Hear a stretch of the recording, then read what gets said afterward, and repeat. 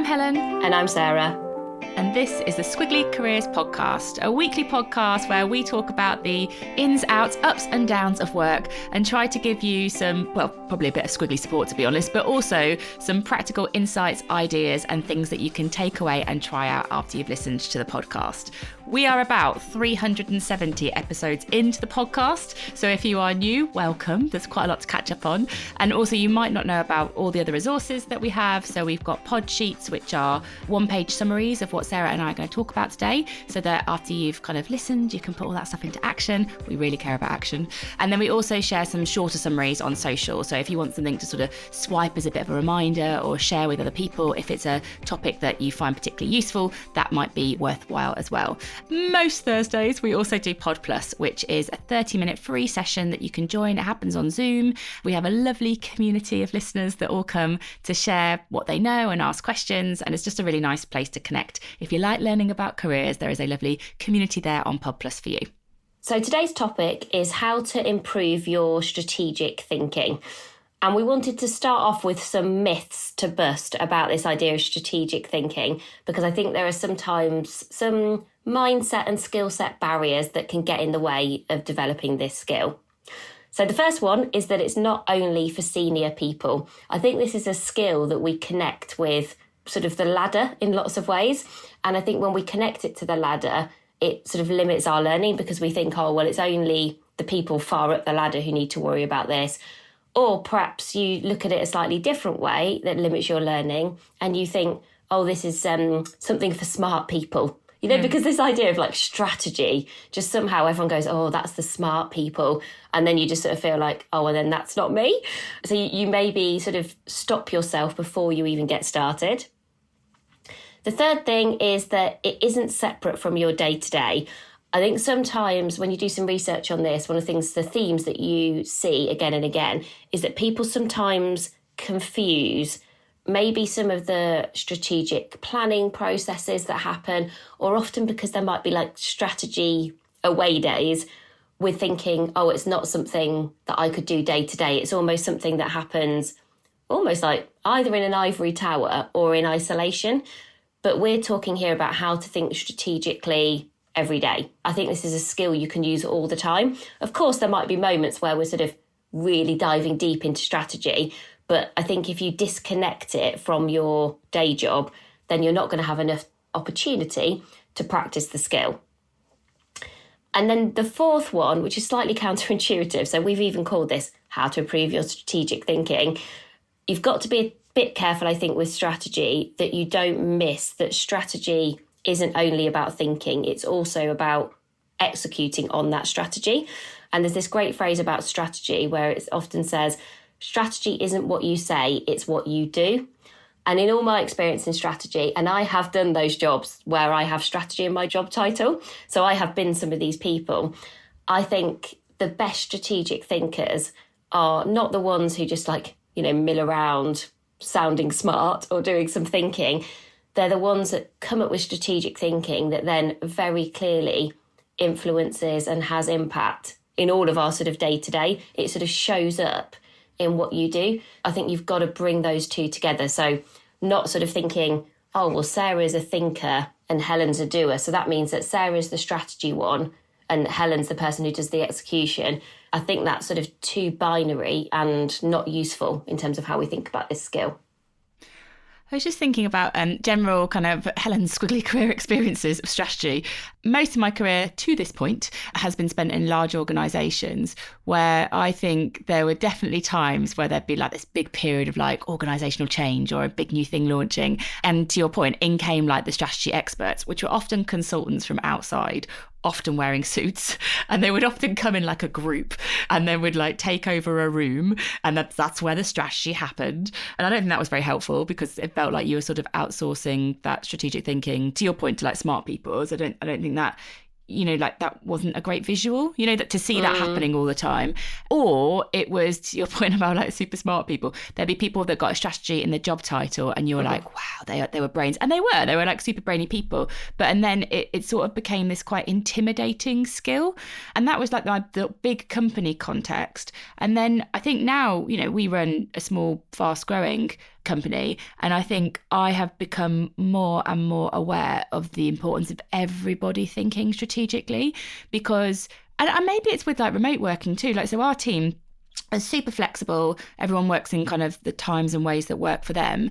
And so we're not all connecting at the same points of time together. So it's not like Sarah and I can just set a strategy and that's it. Like, we need everybody to sort of think for their areas about what strategy looks like and to own it and to challenge us, or we're not able to sort of adapt quickly and work effectively. And I think I've just become more and more conscious of this skill being something that we all need and isn't the domain of smart people and shouldn't be something that's outsourced to another company to do for you. And Sarah and I get this a lot. People will come to us and be like, oh, we think we should do a day of strategic thinking. And we're like, well, it's not really an away day kind of thing. It's an everyday kind of thing that we need. So yeah, it's just interesting how pervasive I think the skill is and how important it is now for everybody in their roles. So the reality is, though, that lots of things I think get in the way of that. So even like, oh yeah, it's really important and it's part of our every day. I think loads of things get in the way, like the day job, like the doing part of things, the ability to stop and think something through so you can potentially do something differently. I think that's always easy. And we want to try and help you with that by giving you some tools that you can use on your own every day or in a team, in a meeting, so it just becomes sort of part of the way you work. But it often can be a challenge. Again, you might not know how. I think because Sarah and I have worked in those big companies, we've seen some models and frameworks, we've seen some of the questions that people use. But don't worry if you haven't yet, because they're very learnable and we'll share them with you. You might feel like it's someone else's job, but hopefully we're kind of getting across this thing that everyone's job is better if they are able to think strategically. And it's a really important skill for a squiggly career, both for you and your development, but also for the work that you're doing too. Like, your career will be better and the work that you do will be better if you can bring the strategic thinking into your days a bit more. Yeah, and I think when you have that strategic thinking skill, I think it will help you to stay relevant in your squiggly career. So you don't want to miss the boat. You don't want to have sort of been so head down and probably delivering and maybe doing a brilliant job that you don't then spot opportunities, possibilities or trends. And that might be to be able to do your day job really well, but also that might be for you personally. I think when you're good at that sort of strategic perspective, you start to connect dots, you zoom out a bit more, you see the big picture. When I've read lots of articles preparing for today, lots of people just they use this big picture thinking a lot. It's a bit of a default for strategic thinking. And if you have that ability to see the big picture, you can think about, well, also, what does that mean to me? As well as what does that mean for my team, or what does that mean for my organisation? If something's going in a direction that you think, oh, that's going to be more motivating to me or less meaningful for me, you can ask yourself some really helpful so what questions quite early on. And I think sort of get a jump start on putting yourself in a really good position, to make the most of opportunities, but also sometimes to think through those knotty moments as well. So one of the things that I reread, because I already had it on my bookshelf for today, was the HBR, so Harvard Business Review Guide to Strategic Thinking.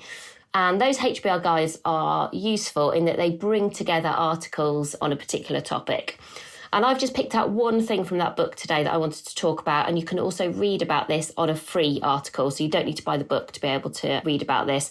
And there are quite a few links for today's episode. So worth going to the show notes to make sure you get those if you need them. So here we're talking about a matrix from somebody called John Coleman. And it's the agility times consistency matrix. So his argument is that to be strategic, you've got to balance agility and consistency, where agility is being adaptable, you're willing to change, you maybe even anticipate and enjoy change, you're curious, you're ready to learn from others. So that's the kind of the good stuff about agility.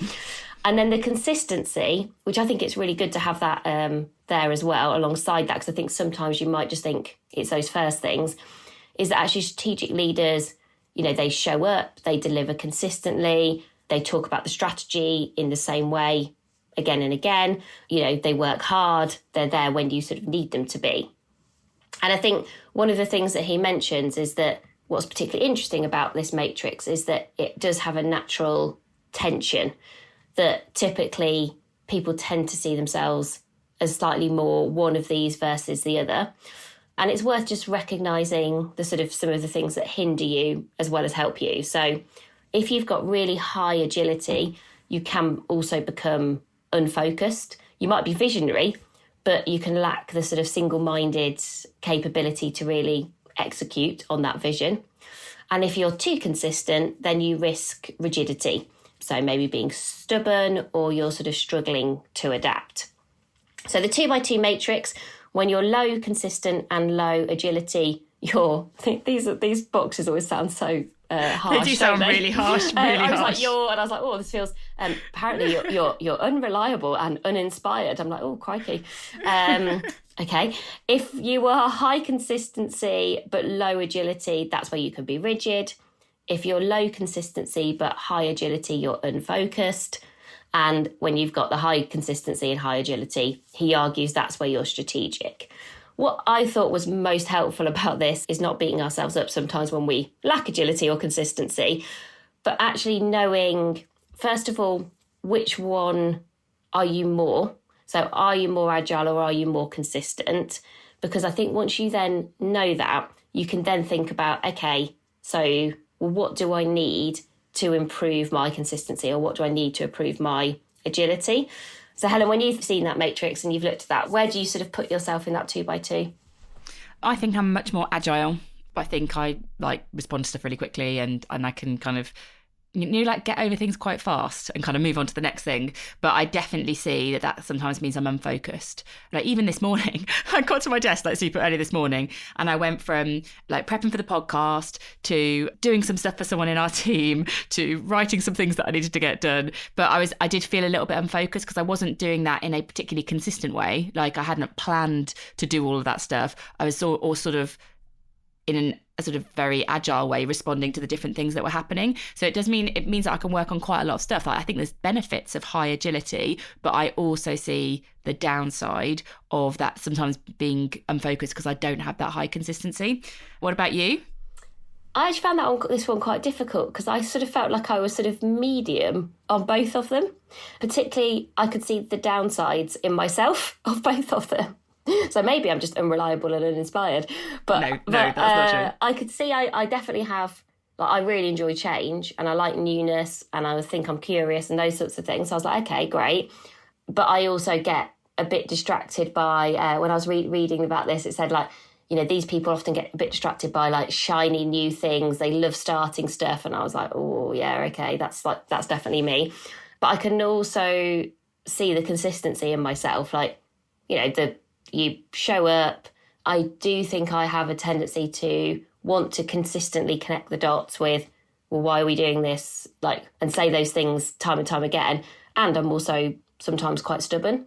So I was like, oh, okay, maybe I'm just sort of almost boringly squarely in the middle of medium. No matrix ever has a medium on it, does it? But I was like, I think I am sort of a medium on these. Well, I think, how you always say with whenever Sarah and I talk about a matrix, they will always say on a podcast, I'm surprised you haven't said it so far, but Sarah will always say because Sarah gets really uncomfortable about putting people in boxes, which I think is a nice thing that you do that. So I like how you're I will not fit in one of these boxes. Yeah. I will fit in the middle. But I think it is a fair point. And, I think that frameworks are useful because they create a conversation, which is what we'll come on to in a moment.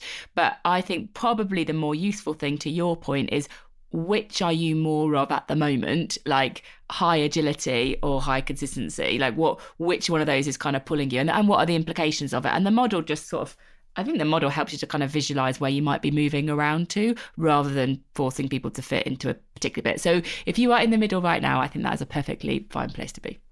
And then some of the sort of outcomes of the sort of the so what, when you've sort of figured this out for yourself, is one, spotting what's needed most in different situations. So there are times where you might want to increase your agility, and there are times where you might want to increase your consistency. So this is not a steady state thing, and I found that quite useful. So almost Agreed. Kind of being situational, complementing what you're good at with other people. So actually, the reason I did like reading this article was what he isn't sort of saying is, okay, you've got to be amazing at everything all of the time. He also sort of talked about, if you've got really high agility, spot someone who's got really high consistency, because actually almost together you'll be a super strategic thinker. And I quite like that. I like that idea of like, well, who are you partnering with? And you might even, especially if you had this conversation with someone else, you can start to point to what is needed. So, you might say to me, oh, actually, Sarah, I think like what I really need is you to kind of hold me to account, to be really consistent on this so I don't get distracted. And so you've sort of made that point of like, I maybe find that hard to do for myself, but I know that you can help me. And that does sound like us writing books. Yeah, that does. I think that's why I got to medium, because I probably also, which, you've got to be a bit careful, haven't you, about comparison. I think I thought, I am quite high on agility, but I thought, but I am nowhere near as high as Helen is. And I think I do often sometimes bring the consistency because you're so high. I would agree. And then the last one, which I also just found interesting and useful, particularly for our company at the moment, is actually to be successfully strategic, you also need to have the right processes in place. So often you don't think of strategic thinking and processes together necessarily. But one of the things that he talks about is that actually high consistency comes often from having really good processes. So it's not always like saying the same thing over and over again. It's, have you got very clear metrics that you keep coming back to? Are you measuring the things that matter? Are people using consistent processes, or has everybody sort of got their own process? Because that will stop you being strategic. And I was reflecting on that for our company, and I can see pockets of places where we do have good processes. Like we have metrics that matter. We do that every month. We've got into a rhythm with that, and that helps us to be strategic. And then I can see pockets where we're really inconsistent, and that's probably meaning that we are tactical and sporadic and a bit all over the place at times. I think there's probably about 10 different articles in that book. That's a sort of one that stuck with me. And just a side point on processes. I honestly feel like I have a bit of an allergic reaction to like processes, just because I'm like, oh gosh, I don't know. I know they're helpful. I totally know they're helpful, but I feel like it's just, as someone with the value of freedom, having lots of processes just makes me go, oh, where's all the freedom gone? But I think Sarah mentioned one of ours, metrics that matter. I think there is a way to make processes fun, or just even like the naming of them. So our Sarah's mentioned that's like a monthly way that we report on the progress of our business, like the metrics that matter. And I find that like a really fun meeting where the team come together. And so just basically, if anyone else has a bit of an allergic reaction to processes and is thinking, oh God, I don't want to think strategically if I've got to have a whole load of processes around, then I think like pick one or two processes that might support the strategic thing you're working on, and kind of like even naming them or making sure that you're doing them with other people, like bringing the fun into the formality. Making them visual. Is how, making processes visual. Like, we have visualizing it, sort of making it fun, naming it, like doing it with someone else. I do remember like once I joined a company and they handed me like a book of 50 processes, and it was probably the worst moment of my life. I was like, this is horrendous. I'm going to have to conform to this. Yeah, I don't like that either. In order to be successful. And I think that's not what we're trying to do. I think processes should be supportive, people should feel involved, and visualizing them, making them part of the ways that you work, naming them so they kind of become like something that supports the culture. If you want us to talk about processes anymore, let us know, because we can share some of the processes that work well for our team if it's helpful for people.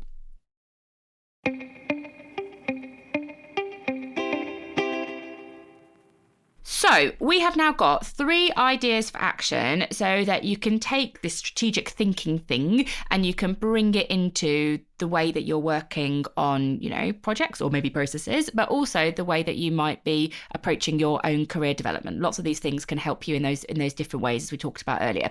So the first thing we wanted to share was a couple of strategic frameworks. So these are sort of models, tried and tested models that you can use to support your thinking. And probably the one that you might be most familiar with, just so you can kind of get this in your mind of where we're going with these frameworks, is the SWOT model: strengths, weaknesses, opportunities, and threats. I think that Sarah and I both got taught that probably like 2001 back in business school in Nottingham. I was pretty early, I think, when we had that ability to actually apply it in any sort of useful way. Do you remember that lecturer, John? He was our strategic, do you remember that he taught us about, was it John? I can't remember his surname, but I just remember a lecturer called John who wore socks and sandals and taught us about big, hairy, audacious goals and the SWOT framework.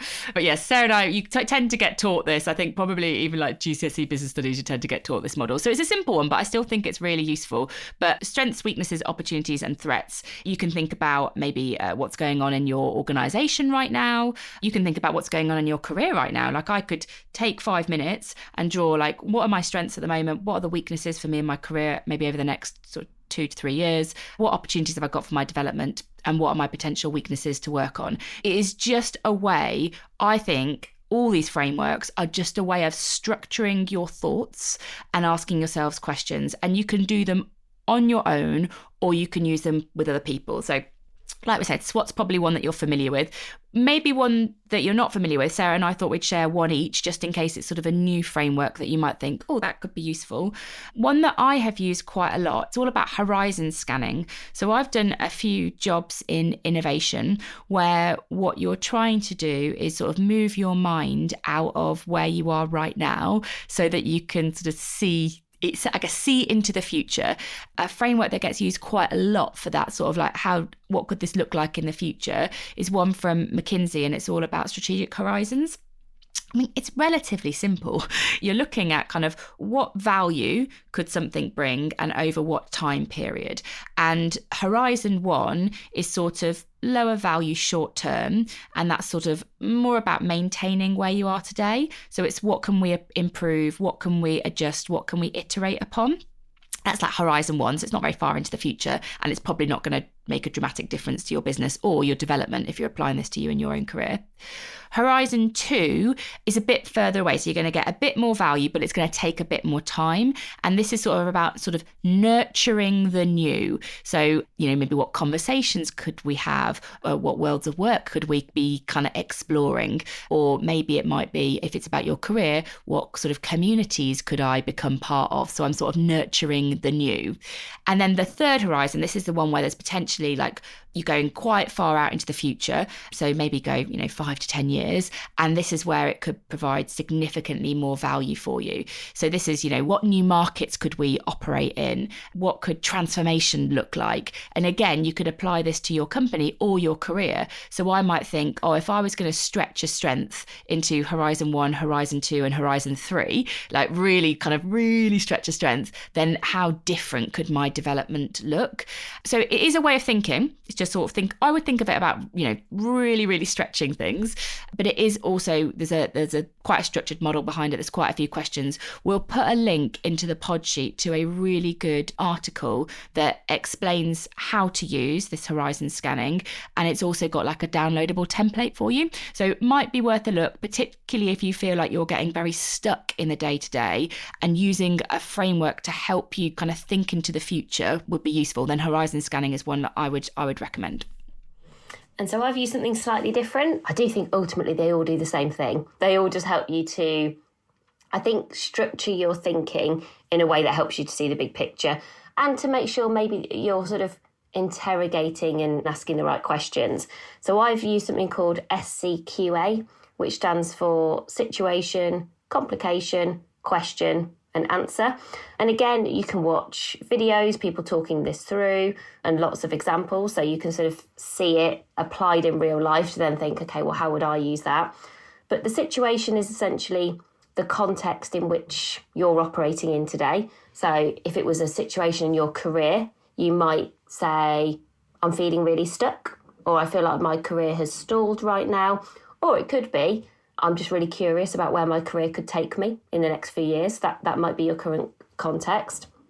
The complication is a challenge or change within the context. Say you're feeling stuck, you're like, that's the sort of the situation. A complication might be, okay, well, my company are not creating any new roles at the moment, or we've got a job freeze. There's no movement basically happening in my organisation. So that might be your complication. Then when you get to question and answer, so sort of S and C helps you with sort of like what's happening, making sure you're sort of understanding that. The question then gets to, well, what's the problem that you're trying to solve? And the answer is your initial hypothesis, which is like sort of the thing to go away and test. So the question might be, what work do I find most motivating? Or what are my must-haves in my career or in my job right now? And then your answer might be, well, I think my hypothesis is that my must-haves at the moment are flexibility and something where I can come up with ideas, and I like working in a company where I can sort of see the product. You know, you might like the tangibility of being able to see the product. That's your sort of, you've already had a go at answering it. And then the point is then you go away and sort of test and learn. So you might think, let's say you've done that scenario I've just described, you might go away and look at some jobs and think, okay, well, that's missing one of my must-haves. Would I consider that or would I not? Okay, I wouldn't. Okay, maybe it's confirming and consolidating that my hypothesis is true. And so that's me applying it to careers. Typically, people apply it more to team problems or business challenges. But again, I think it just helps you to iterate quickly. There's a really good diagram you'll see if you dive into this a bit deeper, where sometimes one of the challenges with strategy is often described as like boiling the ocean. You know, you just keep on like asking things, but without actually gathering any data or without really moving forward how much you know. You just sort of keep going with something. What this gets you to do is is almost like to very quickly do like question, answer, and to learn a lot and to move forward quite quickly. And it also encourages you, sort of the opposite of boiling the ocean is trusting your instinct and gut, but without any data, which also isn't always a smart thing to do because it means you can make bad decisions and you can make choices that aren't actually always sort of grounded in the reality. So I might think, well, I've got a brilliant idea for our business, but if I don't go away and get any data, actually properly test and learn, you could put a lot of money into that idea and then it might not be the right one. So again, I think if you have that tendency to either spend way too long thinking and you don't start doing, or you just sort of trust your gut too quickly without any data, this just helps you to have like a sort of in-between model, I think, for that. Do you think you could set a timer on it so you don't sort of luxuriate in like the thinking for too long and then it goes forward, or do you think that will kind of destroy the quality of the process? I mean, I've never seen anyone set a timer. When I've seen this used in organisations, what you might do is set a time scale on, well, how long are we going to do the data collection for before we then move forward based on what we know. So we might say, okay, we're going to have a 2-week data gathering period where we are really trying to prove or disprove that hypothesis. Yeah. And wherever we get to after that 2 weeks, that we will judge that is enough time. So I think that can be useful because otherwise you could just keep getting more and more data forever, couldn't you? Yeah, and then we're just going back to like the big company thing, that experience, which is probably like, I feel like I've been slightly scarred by that strategic framing that I kind of saw in those environments. It felt like there was a lot of talking and thinking that went on for a very long time and that didn't necessarily then come into action. So I think maybe like strategic sprints or something, you know, where it's almost like we're going to have one day we're going to start doing the kind of the situation, the complication, and then we're going to go get the data or whatever it is, but just giving it some pace. I mean, obviously I'm orientated around pace, aren't I? But I just think sometimes strategy is slow. And so if you're a bit of a pacey person, I think maybe thinking about sort of sprints or putting some timings on it might feel like it's not just going round and round and thinking circles. Okay, so moving on from the world of strategy frameworks, I guess before we go into some questions which we think can help you to prompt your strategic thinking, we just wanted to say that if you find like frameworks feel a bit daunting or they feel hard to remember, or sometimes I think distracting, like you're thinking, oh, what was that framework again? And was it this or was it that? Underpinning all of those frameworks, whether you're using a SWOT or horizon scanning or, you know, the one that Sarah talked through, are 3 fundamental skills, which is that you are thinking, so you are just using that framework to help you think. You are sharing, so the clarity that they create is then leading to a conversation, and you are questioning what you know, the assumptions, the data, what we could do differently. Thinking, sharing, and questioning are the fundamentals of any of those frameworks. So don't worry too much if you're like, I can't remember those frameworks in a particular meeting. Just ask yourself, what do I think? Who am I sharing it with? And what questions should I be asking? That's pretty much the core. And on the what questions should I be asking, we've done some of the hard work for you. So we've got 6 coach yourself questions to help you think strategically. 3 are related to your company. So maybe Sarah can maybe talk those through. And then 3 are related to your career. So we'll share the questions, and then we thought we would maybe pick out 1 or 2 that feel most relevant to us right now, because they're not going to all feel relevant to everyone all the time, and just talk them through so that you can just hear how it helps us to think strategically. So do you want to kick us off with the company ones? Yeah, so we've got 3 questions for you here. Question 1, which part of my organisation do I need to understand better, and who could help me to find out more? 2, which of our competitors am I most impressed by, and what are they doing well that we can learn from? And then 3, who has the most influence and impact, and how could I work more closely with them? So which of those 3, Helen, do you think would be useful for you to spend some time on if you were just going to pick one for now?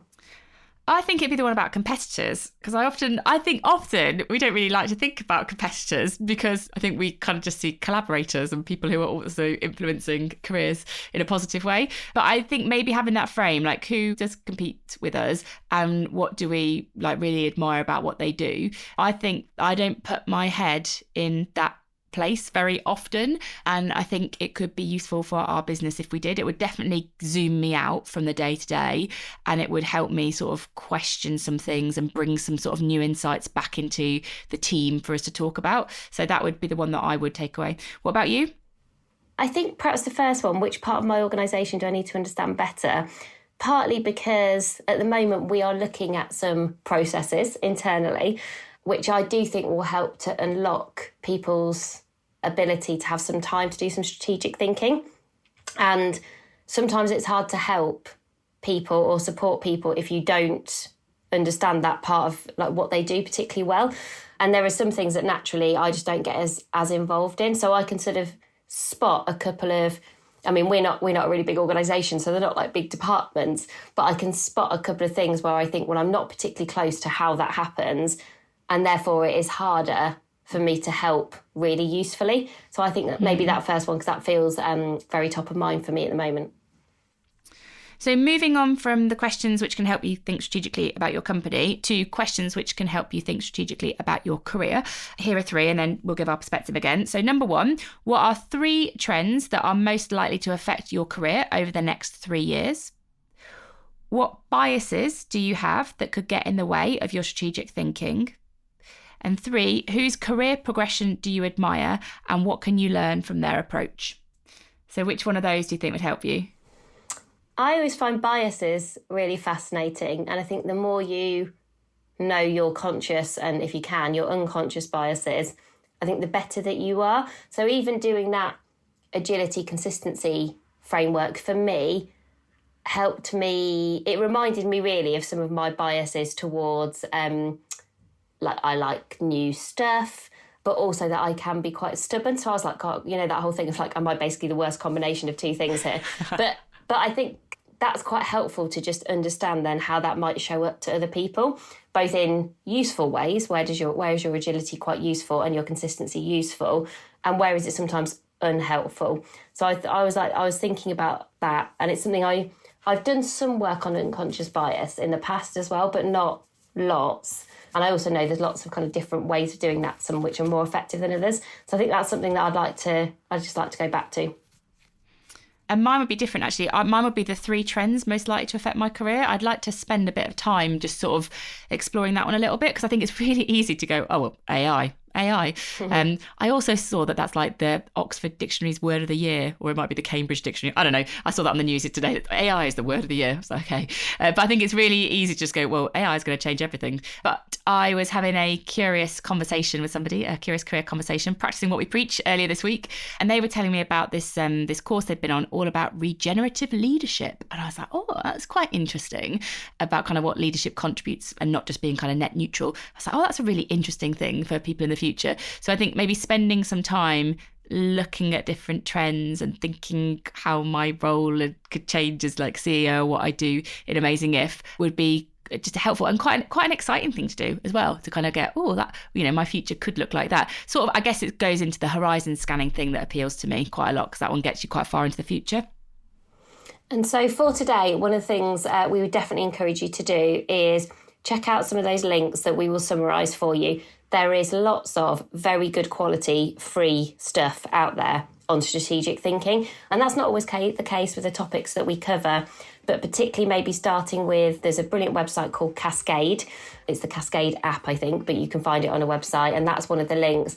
Just having had a look through that this morning, it's got loads of strategic principles. You can read about it. It's all pretty simple and quite easy to get your head around. So even just immersing yourself, I think, in this world a bit more, it demystifies it. Secondly, you realise you can definitely do it. And then you can just start to figure out, well, how do I usefully apply this to what I do and where I want to go? And all of those links will be in the pod sheet, which you can get from our website, amazingif.com. Just go to the podcast page and you'll be able to find it there. Also, on that same page, you'll be able to sign up for our weekly email, which is called Pod Mail. It comes out every Tuesday and it has all the links, so to the pod sheet and the pod note and details about Pod Plus. So if you think, well, actually, I'd like to stay in touch with all these tools that Helen and Sarah are creating, I think probably signing up for Pod Mail is the best way to do it. But that's everything for this week, and we're back with you again soon. Bye for now. Bye, everyone.